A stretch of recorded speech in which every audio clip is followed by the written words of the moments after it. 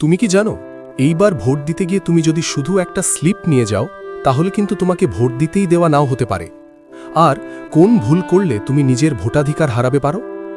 অনেকেই ভাবছেন বাড়িতে যে নতুন রঙিন স্লিপটা এসেছে ওটাই নিয়ে গেলেই ভোট দেওয়া যাবে, কিন্তু সত্যিটা কি?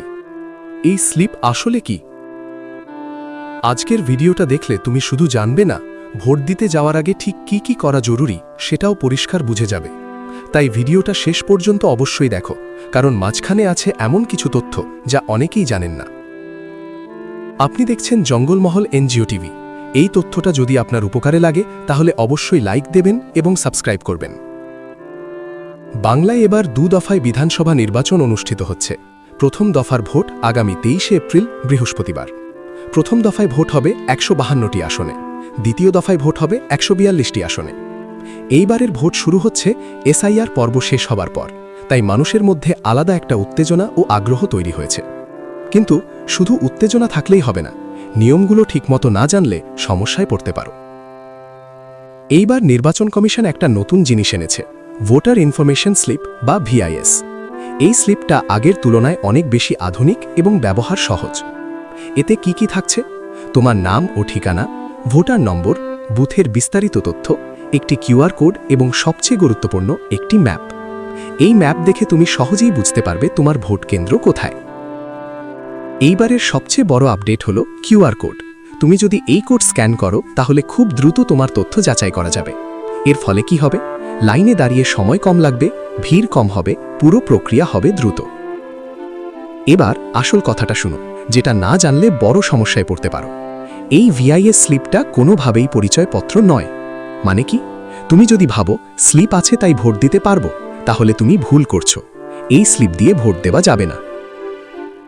ভোট দিতে গেলে তোমার কাছে থাকতে হবে ইপিসি বা ভোটার আইডি কার্ড, অথবা নির্বাচন কমিশনের নির্ধারিত 12টি বিকল্প পরিচয়পত্রের যে কোনো একটি, যেমন Aadhaar card, PAN card, driving licence, passport, government ID. এইগুলোর মধ্যে যে কোনো একটা না থাকলে তুমি ভোট দিতে পারবে না। অনেকেই কি করেন জানো? শুধু স্লিপ নিয়ে বুথে চলে যান, ভাবেন এটাই যথেষ্ট। কিন্তু বুথে গিয়ে জানতে পারেন ভোট দেওয়া যাবে না। এটা একটা খুবই সাধারণ কিন্তু বড় ভুল। অনেকেই হয়তো এখনও স্লিপ পাননি। তাহলে কি করবেন? আপনার এলাকার বিএলও, বুথ লেভেল অফিসারের সঙ্গে যোগাযোগ করুন। কারণ নির্বাচন কমিশন জানিয়েছে ভোটের অন্তত 5 দিন আগে সবার কাছে এই স্লিপ পৌঁছে যাওয়ার কথা। আর একটা গুরুত্বপূর্ণ বিষয়, এই স্লিপ শুধুমাত্র বিএলওরা বিতরণ করতে পারেন। কোনো রাজনৈতিক দলের কর্মী যদি নিজের ইচ্ছায় এই স্লিপ বিলি করেন তাহলে সেটা আইনত অপরাধ। নির্বাচন কমিশন বারবার বলছে এবারের ভোট হবে শান্তিপূর্ণ, অবাধ, নিরাপদ। তাই তোমারও দায়িত্ব নিয়ম মেনে ভোট দেওয়া, সচেতন থাকা। ভোট শুধু একটা অধিকার নয়, এটা তোমার নিজের ভবিষ্যৎ বেছে নেওয়ার সুযোগ। তাই কোনো ভুল তথ্য বা অসচেতনতার জন্য এই সুযোগটা নষ্ট করো না। বাড়ি থেকে বেরোনোর আগে চেক করে নাও পরিচয়পত্র আছে কিনা, বুথের লোকেশন জানা আছে কিনা, সঠিক সময়ে যাচ্ছ কিনা।